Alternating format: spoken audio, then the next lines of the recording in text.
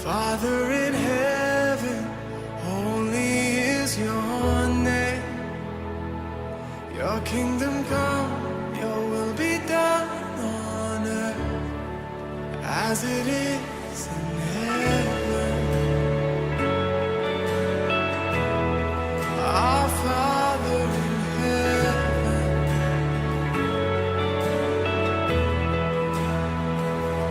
lead us not into temptation, but God deliver us from the enemy.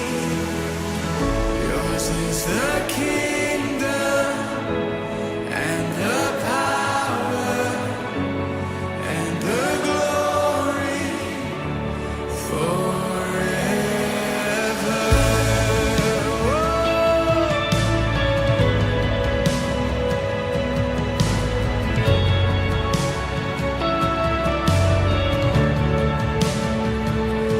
Give us each moment all that we need. Forgive us our sins as we forgive the ones who have sinned against us. Oh, our Father in heaven,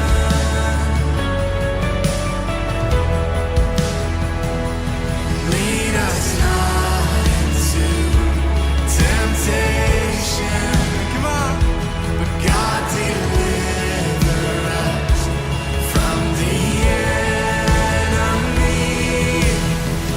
Yours is the kingdom and the power. Shalom Plus Community, apa kabarnya kalian semua? Aku yakin hari ini kalian pasti semangat banget karena kita bakal muji nyembah nama Tuhan dan kita bakal sorakin nama Tuhan sekenceng-kencengnya dengan semangat ya teman-teman. Kita bakal puji Tuhan hari ini, kita bakal naikkan pujian buat Dia.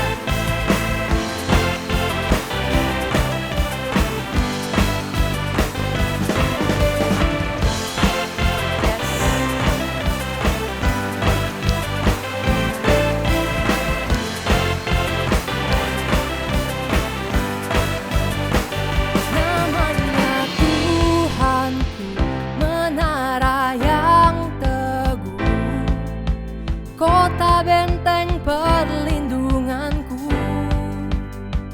Allah yang perkasa, Dia Bapa yang kekal, gunung batu keselamatanku.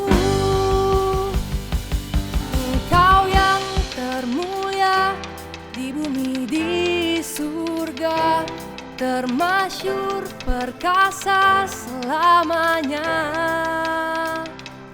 Engkau yang berkuasa di dalam segala hal, ada kuasa dalam nama Yesus. Yes. Lebih semangat lagi, kita bakal ulang dari awal dengan semangat yang lebih. Namanya Tuhanku, menara yang teguh, kota benteng perlindunganku, Allah yang berkuasa, Dia Bapa yang kekal, gunung batu keselamatanku.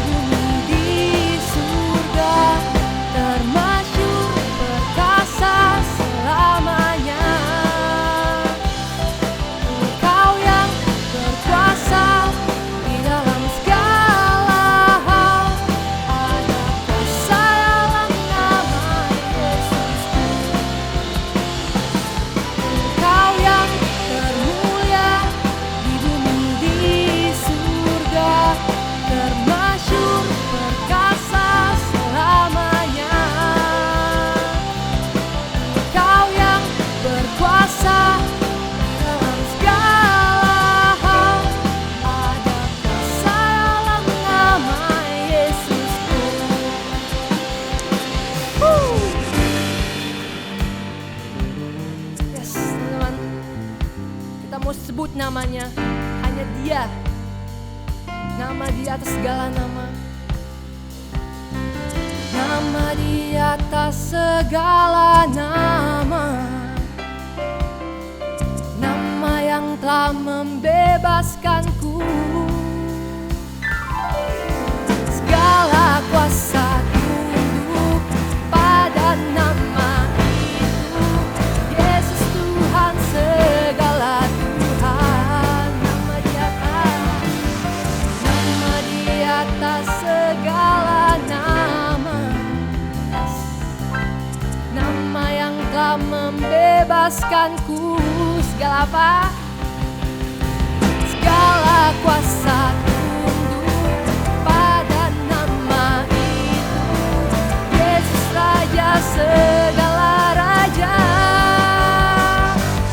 Engkau yang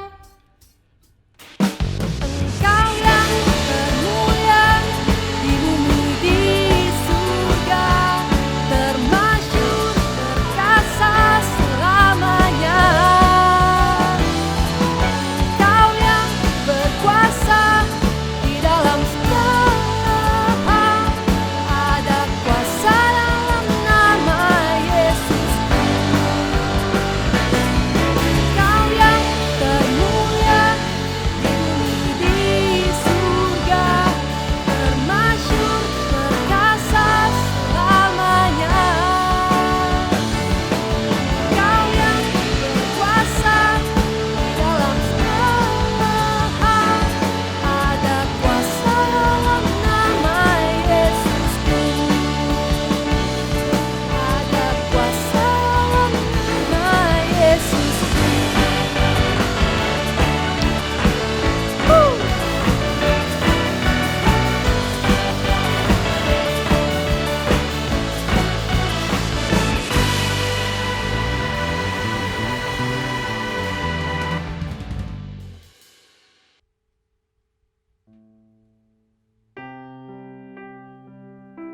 Yes, Tuhan.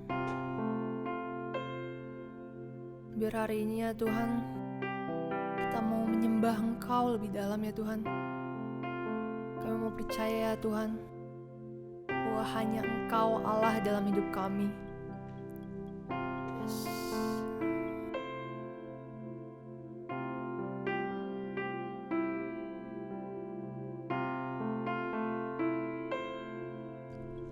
Betapa dahsyat Engkau Tuhan,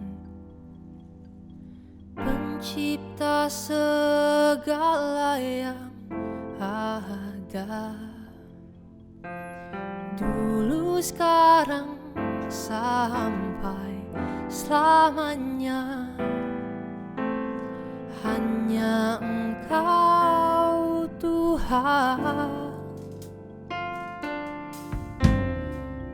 terselami pikiranmu, tak terukur panjang setiamu. Dulu sekarang sampai selamanya. Hanya Engkau Tuhan, ku sembah Engkau Yesus. Hanya Engkau Allah di hidupku. Tiada yang lain, hanya Kau. Hanya Engkau Tuhan, selamanya Kau tetap Allah. Walau dunia semua berguncang,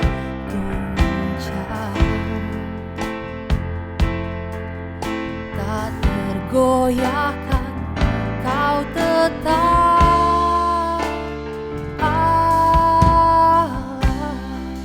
Yes.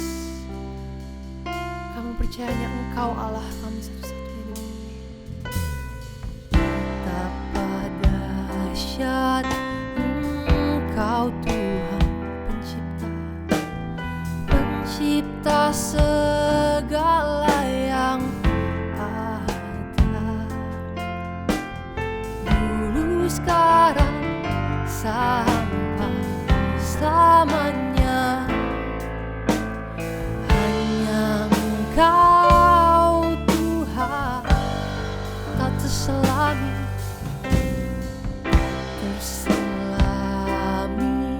pikiran tak terukur panjang setiamu, dulu sekarang sampai selamanya. Hanya Engkau Tuhan ku sembah, Engkau Yesus. Hanya Engkau Allah di hidupku, tiada yang lain. Hanya Engkau Tuhan, selamanya Kau tetap Allah, walau dunia semua bergoncang,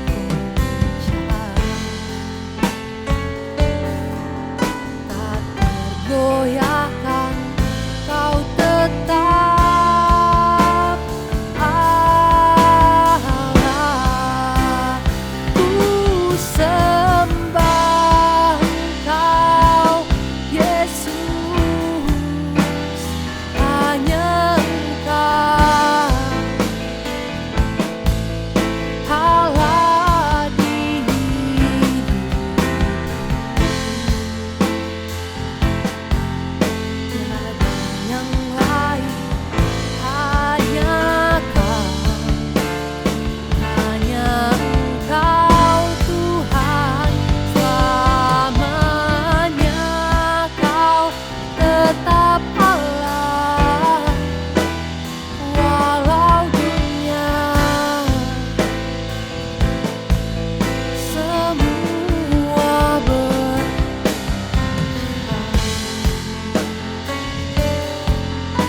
tak tergoyahkan. Kau tetap Allah, tetap Allah. Kau tetap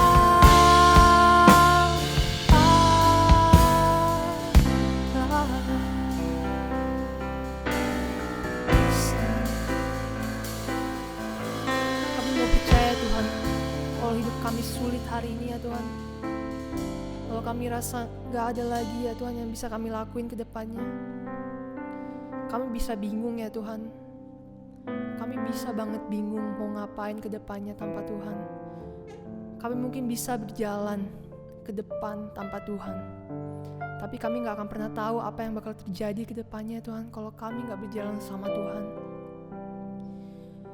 Hari ini kami mau percaya Tuhan, bahwa dalam setiap keterpurukan kami, dalam setiap masalah kami ya Tuhan, kami mau tetap percaya bahwa Engkau tetap Allah yang setia. Engkau tetap Allah yang kami puja sebelumnya dan sampai sekarang tidak pernah berubah ya Tuhan. Mungkin keadaan kami berubah hari ini ya Tuhan. Mungkin kami gak bisa worship seperti dulu lagi, tapi kami mau yakin ya Tuhan, dimanapun kami berada, mau itu di rumah, di kantor, di mobil, di perjalanan ya Tuhan, kami percaya Tuhan bahwa kuasa Tuhan tetap sama buat kami. Tuhan tetap Tuhan yang kami sembah dulu, sekarang, dan sampai selama-lamanya ya Tuhan. Biar kiranya Tuhan setiap pujian penyembahan kami hari ini berkenan di hadapan-Mu ya Tuhan. Tuhan yang pimpin semuanya ya Tuhan. Kalau sebentar juga kami mau mendengarkan sedikit dari firman-Mu ya Tuhan. Kami percaya bahwa Tuhan duduk bersama dengan kami. Roh Kudus pimpin kami ya Tuhan, biar kami bisa mendengar, biar kami bisa menyimak dengan baik ya Tuhan setiap firman yang boleh disampaikan oleh hamba-Mu ya Tuhan. Tuhan yang berkati setiap telinga kami ya Tuhan, mata kami ya Tuhan, mulut kami ya Tuhan saat kami mau mendengar firman-Mu ya Tuhan. Tuhan yang berkati juga ya Tuhan hamba-Mu yang akan membawakan firman ya Tuhan. Biar kiranya sampai ke lubuk hati kami yang paling dalam ya Tuhan. Terima kasih banyak ya Tuhan, ini kami anak-anak-Mu ya Tuhan. Kami mau menyerahkan hidup kami mau menyerahkan segalanya untuk Tuhan. Biar kiranya Tuhan, Tuhan yang pimpin ke depannya Tuhan. Biar Tuhan yang berkenan atas hidup kami ya Tuhan. Kami hanya mau bilang terima kasih ya Tuhan. Terima kasih Tuhan. Kami bersyukur ya Tuhan. Hanya dalam nama Tuhan Yesus Kristus. Haleluya, puji Tuhan. Amin. Shalom teman-teman. Oke, udah kenal sama aku ya. Jadi aku ini mentor baru di FS. Hari ini sih kesempatan untuk debut pertama nih, menyampaikan isi hati Tuhan. Oke, sampai seterusnya teman-teman akan sering lihat aku di sini ya. Oke, supaya cepet nih, kita langsung masuk aja deh. Apa sih hari ini kita pengen bahas? Aku kasih judul Bible Heroes, The Underdog. Siapa nih kira-kira? Banyak ya sebenarnya underdog di Alkitab tuh. Ada Daud lah segala macam. Tapi Daud kan udah dibahas tuh bulan kemarin. Jadi yang aku ingin bahas tuh hari ini Yusuf. Kenapa sih Yusuf? Alasannya akan aku jelaskan di akhir. Tapi yang pasti tuh Yusuf tuh menginspirasi anak muda, menginspirasi bahkan bukan cuman anak muda, bahkan sampai orang yang sudah berkeluarga dan lain-lain gitu. Oke. Jadi cerita Yusuf nih panjang banget ya. Kalau teman-teman mau baca sendiri boleh, ada di Kejadian 37 ayat yang dari 37 sampai 50. Ya itu udah semua cerita tentang Yusuf ya. Lengkap dari dia masih lahir dan macam sampai dia tua dan mati. Oke, karena panjang jadi aku bagi kehidupan Yusuf tuh jadi 5 part ya. Yang pertama tuh ada di masa muda. Nah, kita langsung masuk ya. Oke, pertama nih, Yusuf tuh diperkenalkan di Kejadian 37 ayat 2. Sebenarnya itu bukan yang pertama kali ya Yusuf disebut, tapi dia diperkenalkan ceritanya di sana. Dia berusia 17 tahun. Jadi masih muda tuh ya. Masih, bahkan kita banyak yang udah lebih tua dari Yusuf gitu. Dia tuh anak sulung dari Yakub dan Rahel. Ya udah tahu ya kisah Yakub juga. Yakub kan punya Lea sama Rahel ya. Nah, dia dari istri muda gitu. Dia punya adik kandung juga namanya Benjamin. Nah, Yusuf nih kesehariannya tuh biasa ngembalain kambing domba. Biasa orang pada zaman itu ya memang kerjanya begitu gitu. Nah, Yusuf nih gimana ya? Dia tuh spesial, sering pokoknya dispesialin gitu sama ayahnya si Yakub. Dia anak kesayangan. Jadi hal-hal ini tuh membuat saudara-saudaranya tuh benci gitu sama dia. By the way, Yusuf nih punya 10 koko ya. Ya kan, jadi si Lea tuh melahirkan 10 anak gitu, cowok. Jadi mereka tuh iri karena apa ya? Bahkan kalau kita baca nih di Kejadian 37 ayat 2, ayat 3 maaf, Israel lebih mengasihi Yusuf dari semua anaknya yang lain, sebab Yusuf itulah anaknya yang lahir pada masa tuanya, dan ia menyuruh membuat jubah yang maha indah. Jadi dikasih jubah gitu. Nah, Yusuf layaknya normalnya anak muda biasa ya, gede kepala gitu, jadi besar kepala. Jadi dia tuh merasa lebih superior lah dari kakak-kakaknya. Jadi dia bahkan sempat dapat 2 mimpi gitu ya. Mimpinya nggak akan aku jelasin, cuman inti dari mimpinya tuh bahkan sampai matahari dan bulan tuh menyembah dia gitu, sujud menyembah dia. Nah, hal ini yang gede kepala ini bahkan sampai membuat dia ditegur sama bapaknya. Kita baca ya di Kejadian 37 ayat yang ke-10. Setelah hal ini diceritakannya kepada ayah dan saudara-saudaranya, maka ia ditegur oleh ayahnya. Mimpi apa mimpimu itu? Masakan aku dan ibumu serta saudara-saudaramu sujud menyembah kepadamu sampai ke tanah? Ya, hal yang buat Yusuf besar kepala ini akhirnya ditegur gitu sama ayahnya. Nah, karena besar kepala tadi, yang jadi saudara-saudara iri gitu kan, udah diperlakukan spesial masih besar kepala. Sampai akhirnya di suatu momen si Yusuf nih saudara-saudara tuh merencanakan yang jahat gitu. Dia pengen membunuh si Yusuf gitu. Nah tapi berkat Ruben, ya singkat cerita si Ruben nih ngebelain gitu. Ada Yehuda juga segala macam. Udah daripada kita bunuh dia, kita jual aja gitu. Ya awalnya dibuang ke sumur tak berair ya, sumur kering. Itu udah cerita yang udah biasa lah, udah tahu gitu. Nah tapi dia bilang, udah buat apa kita buang dia ke sumur gitu, apa untungnya buat kita gitu. Bener kita jual aja ke orang Ismail tuh, ada orang Ismail lewat, jadi jual lah dia ke orang Ismail. Nah tapi meski semua itu ya, Tuhan tuh tetap menyertai Yusuf gitu. Jadi pada saat dia jual orang Ismail, dia dijual lagi jadi pegawai istana. Jadi budaknya pegawai istana. Nah nama pegawainya tuh Potifar ya. Nah ini mulai masuk bagian yang seru nih. Oke, kita masuk ke Kejadian 39 ayat 2 ya. Tetapi Tuhan menyertai Yusuf sehingga ia menjadi orang yang selalu berhasil dalam pekerjaannya. Maka tinggallah ia di rumah tuannya orang Mesir itu. Jadi kan dia dijual tadi, kan kerja jadi budak orang Mesir. Nah dia tuh saat jadi budak dia tuh excellent gitu kerjanya. Jadi Tuhan menyertai dia, ditambah dengan penyertaan Tuhan lagi gitu. Jadi dia berhasil gitu. Nah by the way, ini Yusuf udah cukup dewasa ya. Mungkin umurnya nggak disebutkan, cuma kira-kira udah lewat beberapa tahun sejak kejadian dijual gitu. Dia udah mendapat kasihnya. Jadi seluruh isi rumah tuannya itu adalah milik Yusuf juga. Oke, kita masuk ya. Nah saat kita melihat nih, kayaknya hidupnya udah mulai fine nih, udah dapat kerjaan yang oke. Walaupun budak sebenarnya bukan kerjaan yang oke ya, tapi udah mulai fine lah gitu. Tapi mulai nih muncul masalah baru ya. Nah kita baca di Kejadian 37, Kejadian 39 ayat yang ke-6 sampai 7. Oke, kita mulai. Segala miliknya diserahkannya kepada kekuasaan Yusuf, dan dengan bantuan Yusuf ia tak usah lagi mengatur apapun selain dari makanannya sendiri. Adapun Yusuf itu sikapnya manis dan elok parasnya. Selang beberapa waktu istri tuannya memandang Yusuf dengan birahi, lalu katanya, marilah tidurlah dengan aku. Nah intinya Yusuf kan ganteng gitu kan, sikapnya manis lagi, baik gitu. Istrinya tuh jadi demen gitu. Istri tuannya nih, istri Potifar jadi demen sama si Yusuf gitu. Nah akhirnya Yusuf kan hidupnya bener ya, jadi dia tuh mau mengikuti kehendak Allah. Jadi dia gak mau ngelakuin kayak gini. Ditambah dengan tuannya udah baik banget sama Yusuf gitu. Segala milik tuannya udah jadi milik Yusuf gitu, bayangin. Akhirnya dia tolak terus. Bahkan yang parahnya tuh gak cuman sekali loh dirayu, bahkan sampai berkali-kali. Kita lihat di ayat 10 ya. Ya aku gak akan bacain karena takut waktu ya.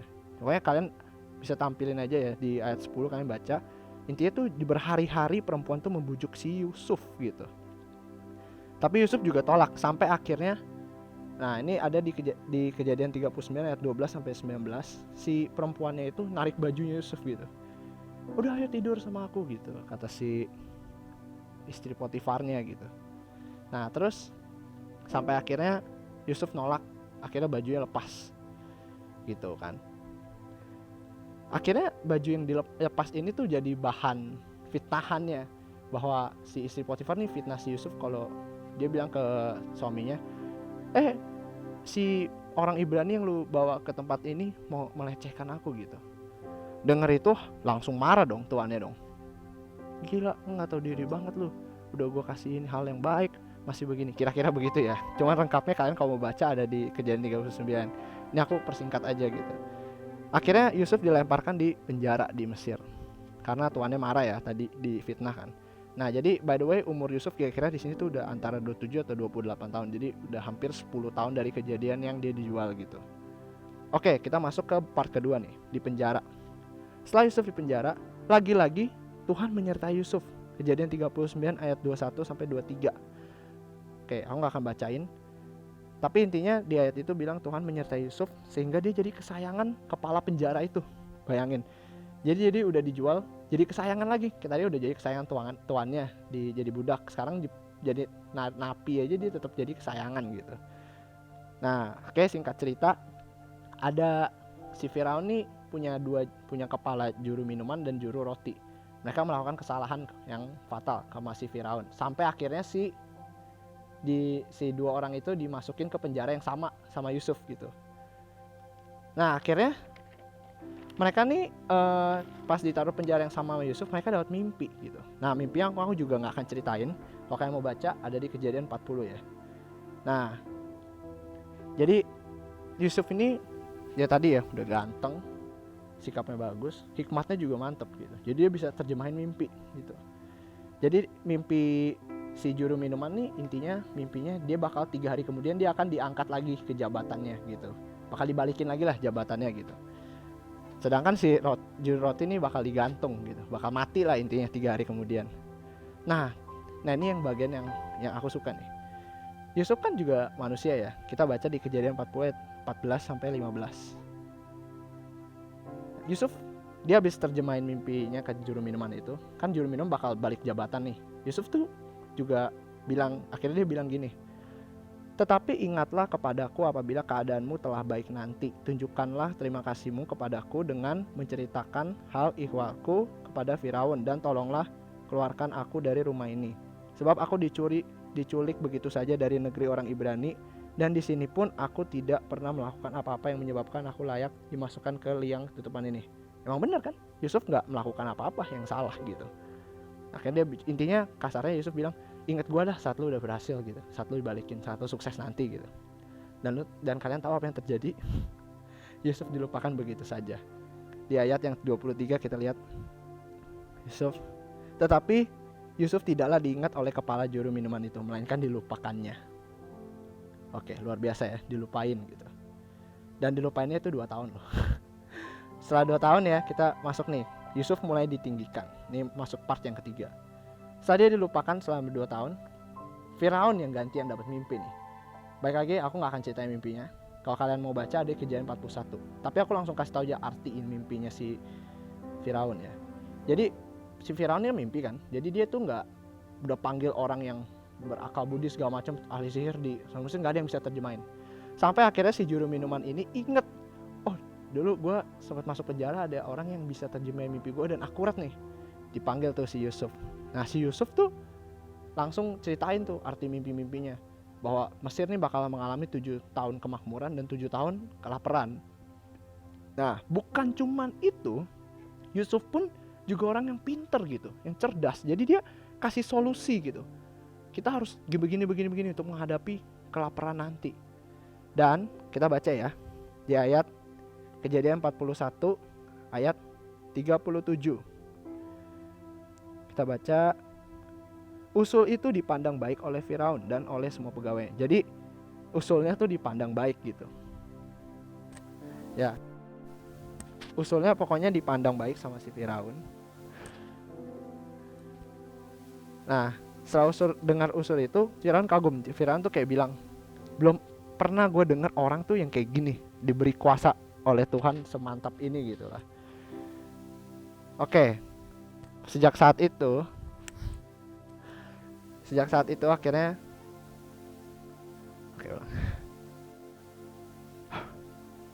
setelah usulnya dipandang baik oleh Firaun, akhirnya si Yusuf ini dikasih jabatan yang langsung tinggi gitu. Jadi langsung meroket lah intinya.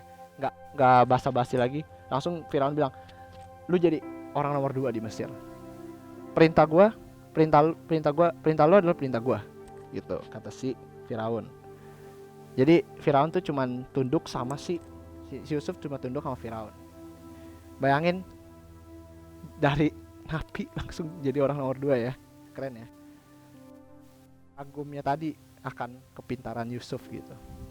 Dia juga dikasih istri yang namanya Asnat, putri Potifera Imam Dion, Nasye dan Efrahim. Nah Yusuf udah usia 30 tahun ya. Nah ini akhirnya singkat cerita terjadilah semua itu ya. 7 tahun kemakmuran, 7 tahun kelaparan. Nah ini juga aku gak akan ceritain semua karena panjang banget. Jadi intinya Yusuf nih pinter ya, pinter menabung segala macam. Jadi 1 tahun kemakmuran itu dia kumpulin makanan sampai tak terhingga lagi jumlahnya, karena kayak pasir gitu. Ada di ayat Kejadian 41 ayat yang ke-48 sampai 49. Aku nggak bacain. Terus sehingga banyak orang dari Mesir tuh, bukan cuma di Mesir tapi dari Timur Tengah, datang makanan tuh kalau mau makan datangnya ke Yusuf gitu. Nah masuk nih ke part baru nih. Nah ini juga bagian yang menurut aku seru. Rekonsiliasi Yusuf dan saudara-saudaranya. Ketika kelaparan kan melanda, waktu itu bukan cuma Mesir jadi melanda seluruh Timur Tengah gitu. Jadi Yakub suruh 10 anaknya buat cari makanan gitu di Mesir. Nah 10 anaknya ini ya tadi 10 kokonya si Yusuf gitu. Pada saat mereka sampai, si Yusuf tuh langsung kenalin, oh nih koko gue nih gitu. Tapi si koko-kokonya nggak kenalin Yusuf. Jadi kayak si Yusuf tuh ya biasalah masih suka iseng-iseng gitu. Akhirnya Yusuf nuduh dia, kamu mata-mata ya, jadi penjara 3 hari gitu. Ya mungkin ini sedikit revenge gitu dari Yusuf untuk saudara-saudaranya. Tapi Yusuf kan dia kangen gitu sama adek. Ini modusnya si Yusuf tuh dia bilang, kalau lu bener bukan mata-mata, suruh adek lu yang paling bungsu itu si Benyamin kesini. Ya itu modus Yusuf, cuma dia kangen sama si Benyamin ya, adek kandungnya gitu. Nah jadi kalau kalian baca kelengkapannya ada di Kejadian 42 sampai 45. Yusuf tuh selalu nangis ketemu saudaranya. Setiap selesai ketemu nih selalu nangis, kayak tinggalin gue mau di kamar sendiri, gue mau nangis. Dia nggak bilang mau nangis sih, cuma dia tinggalin kamar. Cuma pernah dia nangis sampai satu istana tuh kedengeran, sebegitu dahsyatnya ya.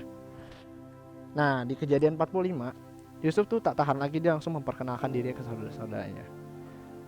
Oke, akhir hidup Yusuf hidup sampai 110 tahun. Terus dia meninggal. Terus dia minta anak-anak Israel bersumpah kalau udah nanti tulang-tulangnya dibawa ke tanah perjanjian yang Tuhan telah janjikan. Oke, selesai ya kisah Yusuf. By the way, sorry kalau misalkan nggak lengkap ya, kayak nggak selengkap itu. Cuman ya kalian boleh baca sendiri lah, karena aku keterbatasan waktu ya. Nah sekarang kita masuk ke pembahasan nih.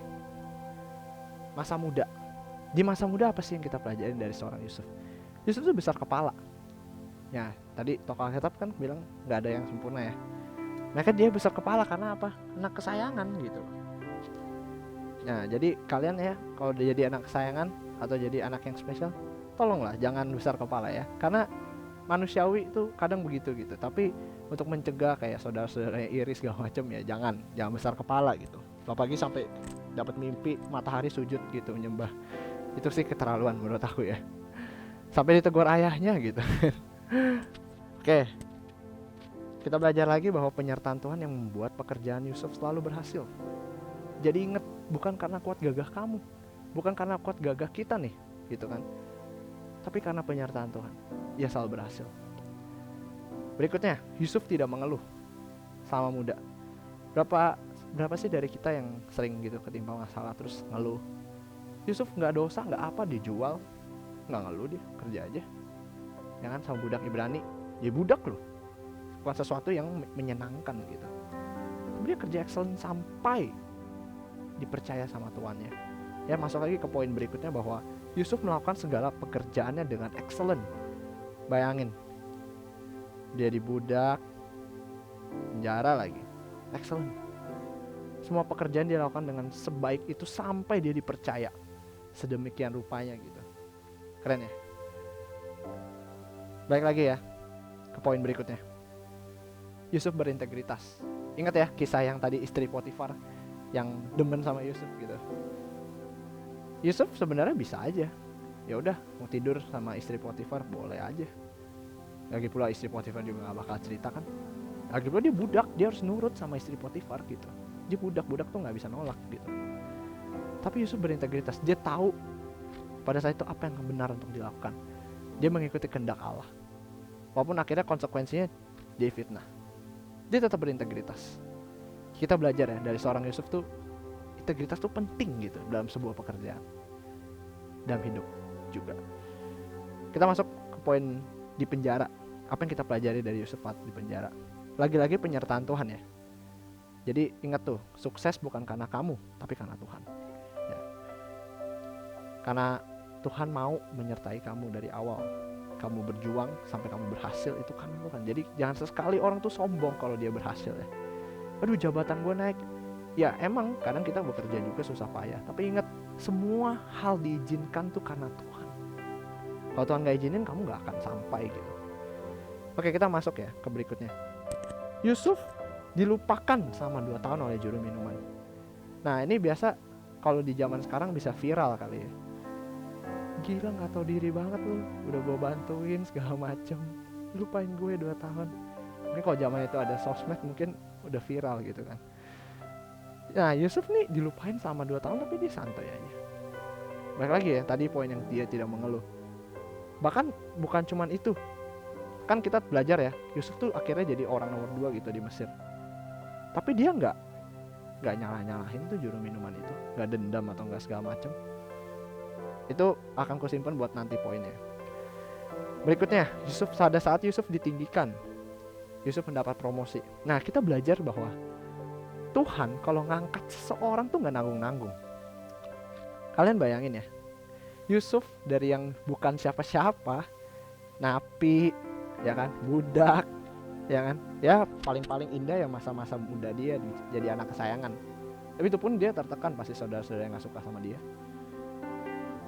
Terus Tuhan kasih promosi, langsung naik, meroket segila itu gitu. Bayangin dari orang yang bukan siapa-siapa, budak loh. Budak tuh ibarat kata kan disuruh makan makanan yang tidak lazim pun makan gitu. Tapi Tuhan angkat langsung jadi orang nomor 2 di Mesir. Dalam gak dikasih tahu sih berapa hari lamanya di Alkitab. Cuman menurut aku itu dalam satu pertemuan itu langsung diangkat, gitu kan. Jadi pesannya adalah nikmati prosesnya aja. Gak ada sukses yang instan kan. Tapi aku percaya bahwa segala sesuatu indah pada waktunya. Itulah yang dialami oleh seorang Yusuf. Kita belajar berikutnya pada saat rekonsiliasi. Kayak tadi aku nggak tahu mendalam ya pada saat rekonsiliasi. Cuman kalau kalian punya saudara nih yang nyakitin kalian sampai seperti itu, bisa nggak sih kalian maafin dengan mudah gitu? Yusuf tuh ya walaupun sempat ada sih tadi dendam cheat gitu ya, karena apa ya namanya iseng mungkin kali ya, penjara 3 hari, tapi tetap nggak ada apa-apanya. Padahal Yusuf pada saat itu punya kuasa, dia boleh, ya udah gue mau bunuh lu segala macam boleh. Pada saat itu dia punya kuasa gitu. Tapi apa yang Yusuf lakukan? Dia mengasihi saudara-saudaranya. Pada akhirnya dia bahkan kalau kalian ingat dia selalu nangis berkali-kali setiap kali ketemu saudaranya, menandakan dia kangen sama saudaranya. Padahal saudaranya jahat gitu sama dia. Ya. Kita belajar di sini bahwa Yusuf juga selalu menyayangi saudaranya. Pada saat dia sukses nih, dia ajak saudara-saudaranya juga. Kita belajar ya kita baca nih satu ayat lagi di Kejadian 47 ayat yang ke-5 sampai 7. Lalu berkatalah Firaun kepada Yusuf, ayahmu dan saudara-saudaramu telah datang kepadamu. Tanah Mesir ini terbuka untukmu. Tunjukkanlah kepada ayahmu dan kepada saudara-saudaramu tempat menetap di tempat yang terbaik di negeri ini. Biarlah engkau tahu di antara mereka orang-orang yang tangkas, tempatkanlah mereka menjadi pengawas ternakku. Yusuf membawa juga Yakub ayahnya menghadap Firaun. Lalu Yakub memohonkan berkat bagi Firaun. Oke. Seringkali kita kadang kalau sukses lupa saudara ya. Tapi Yusuf enggak. Mau saudara jahat kayak bapak emaknya diangkat semua. Jadi dia berhasil, saudara-saudara berhasil. Relate banget ya. Nah, oke, terakhir nih. Tambahan ya. Mungkin abis ini udah mau selesai sama satu lagi paling alasan ya.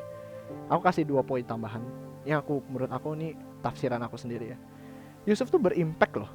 Berimpact bukan cuma pada saat dia memimpin, pada saat dia orang meninggal pun dia berimpact gitu. Kita baca di Keluaran ya. Nah, ini udah beda kitab nih. Keluaran 1 ayat 8. Kemudian bangkitlah seorang raja yang baru memerintah tanah Mesir yang tidak mengenal Yusuf. Nah, kalian tahu ini awal mula dari penderitaan Israel, yang orang Israel dijadikan budak, ya kan, kerja paksa dan lain-lain.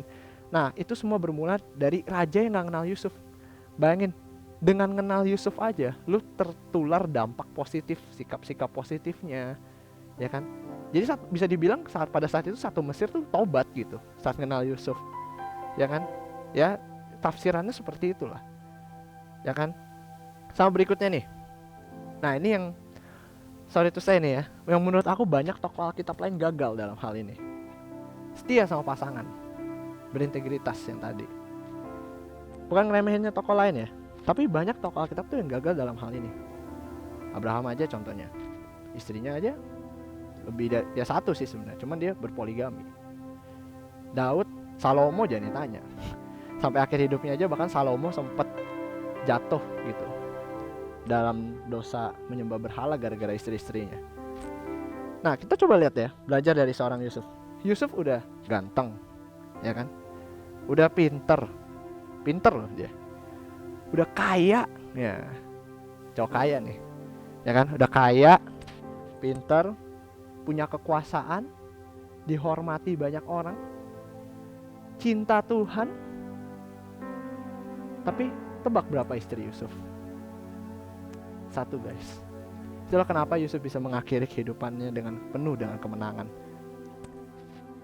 Oke. Jadi rangkuman yang tadi adalah jangan ngeluh, hidup dalam kebenaran dan integritas. Lakukan pekerjaan sekolah, kampus dengan terbaik. Kolose 3 ayat 23. Lakukan segala pekerjaanmu seperti untuk Tuhan, bukan untuk manusia. Waktu Tuhan tak pernah terlambat. Semua indah pada waktunya, ya. Memaafkan dan mengasihi dengan sempurna, apalagi saudaramu gitu. Terakhir, setia. Itu Yusuf. Setia sama Tuhan, setia sama saudara, keluarga, setia sama pasangan. Oke, terakhir nih. Benar-benar terakhir. Alasan kenapa aku sih pilih Yusuf gitu. Yusuf ini memang my favorite ya, Bible heroes. Mungkin orang tuh jarang inget kisah Yusuf tuh begini, tapi jarang orang tuh bisa mengeksplor gitu, mengerti underdog gitu. Yusuf tuh underdog menurut aku. Tapi aku yang terpenting adalah aku bisa lihat diri aku sendiri di dalam Yusuf, dan aku yakin kalian anak-anak muda nih pasti bisa relate sama Yusuf. Struggle yang dialami. Hidupnya Yusuf tuh bukan hidup yang mudah loh. Dia mengalami kesialan demi kesialan terus. Kayaknya hidup udah mulai oke, jatuh lagi. Kayaknya hidup udah mulai oke, tambah masalah lagi. Sering banget ya kita juga ngalamin seperti itu ya. Tapi teman-teman harus tahu bahwa semua itu terjadi bukan suatu kebetulan gitu. Pasti ada penyertaan Tuhan. Kamu mau susah kek, mau seneng kek, mau sukses kek, semua karena ada Tuhan. Tuhan izinin, dan karena Tuhan tahu kamu mampu. Jadi teman-teman, ayo kita belajar dari seorang Yusuf. Yusuf bukan seorang yang hebat banget gitu. Dia manusia sama kayak kita. Banyak kegagalan dalam hidupnya. Tapi bahkan dia udah dikecewakan berkali-kali. Ingat ya kisah yang tadi. Dia gak salah, gak apa, difitnah. Dia juga sama juru minuman tadi ya, dilupakan. Itu sih aku udah mungkin kesel banget kali kayak gitu. Ya kan? Tapi Yusuf gak pernah ngeluh, kan dia tahu Allah bersertaku. Immanuel. Sama terakhir aku cuma mau bilang, penting banget nih. Kayak kalau kalian udah denger kisah Yusuf yang luar biasa tuh ya, bahkan kalian boleh baca sendiri, keren banget, dijamin gak bakal nyesel. Yang banyak kegagalan, Tuhan nih, dengar ya, Tuhan yang menyertai Yusuf dari nol, dari bukan siapa-siapa, sampai dia berhasil. Literally dari dia nol, bukan siapa-siapa, dari budak, sampai dia sukses jadi orang nomor 2 di Mesir, sampai dia bisa bawa saudara-saudaranya ikut berhasil juga nikmati kesuksesan dia. Tuhan yang menyertai dia melalui semua itu adalah Tuhan yang sama yang menyertai kita setiap hari. Adalah Tuhan yang sama yang menyertai kegiatan kita setiap hari, melalui masalah, melalui badai. Jadi aku cuma mau bilang, jangan takut, jangan ragu. Tuhan yang sama yang menyertai Yusuf, Tuhan yang sama juga yang menyertai kita. So teman-teman, mari kita berdoa. Tuhan, Kau Allah yang baik ya Tuhan. Terima kasih ya Bapa, Kau telah menyertai sepanjang hari kami ya Tuhan. Tuhan, hari ini kami telah belajar dari seorang Yusuf ya Tuhan. Tokoh Alkitab yang juga sama seperti kami, yang penuh dengan kekurangan, yang hidupnya juga penuh dengan kegagalan ya Tuhan. Tuhan, kami percaya Tuhan, Engkau yang menyertai Yusuf juga Engkau yang menyertai kami hari ini Tuhan. Tuhan, mungkin hari ini hidup kami penuh dengan masalah ya Tuhan. Mungkin hari ini kami takut untuk menghadapi hari esok ya Tuhan. Apakah masa depan kami cerah? Apakah hari esok kami bisa lalui ya Tuhan? Tapi kami percaya Engkau Allah yang Immanuel ya Tuhan. Engkau selalu menyertai kami. Tuhan, jika kami penuh dengan masalah, kami lelah ya Tuhan, kami percaya Engkau memberikan penghiburan, Engkau memberikan tempat untuk meneduhkan kepala kami ya Tuhan. Sebab kami tahu Engkau Allah yang memberikan kami kekuatan untuk menghadapi hari-hari berikutnya ya Tuhan. Sama seperti Yusuf, kadang hidup ini tidak adil ya Tuhan. Kadang kami tidak melakukan hal yang sepatutnya kami dapat ya Tuhan. Tapi kami percaya semua hal itu terjadi atas izinnya Tuhan. Sehingga kami tahu bahwa segala sesuatu yang telah Tuhan izinkan pasti kami mampu lalui ya Tuhan. Kami mengucap syukur ya Tuhan, jika hari ini kami telah selesai. Tuhan berkati orang-orang yang mendengarkan firman ini ya Tuhan. Biar mereka bisa menjadi pelaku-pelaku firman Tuhan. Biar Tuhan setiap firman yang mereka dengar, mereka bisa terapkan ya Tuhan. Bisa belajar untuk bisa mengasihi saudara-saudaranya, untuk bisa mencintai orang tuanya ya Tuhan. Kami juga belajar ya Tuhan untuk bisa terus bersyukur dalam segala situasi dan kondisi ya Tuhan. Mungkin keadaan sulit, tidak adil, tapi kami tahu Tuhan, kami bisa belajar untuk gak mengeluh, berintegritas ya Tuhan. Tuhan berkati setiap kami ya Tuhan. Kami tahu bahwa Engkau Allah yang selalu ada bersama dengan kami ya Tuhan. Kami mengucap syukur ya Tuhan. Hanya dalam nama Tuhan Yesus kami mengakhiri semuanya. Hanya dalam nama Tuhan Yesus kami berdoa. Amin. May His favor be upon you and 1,000 generations, and your family and your children and their children and their children. May His favor be upon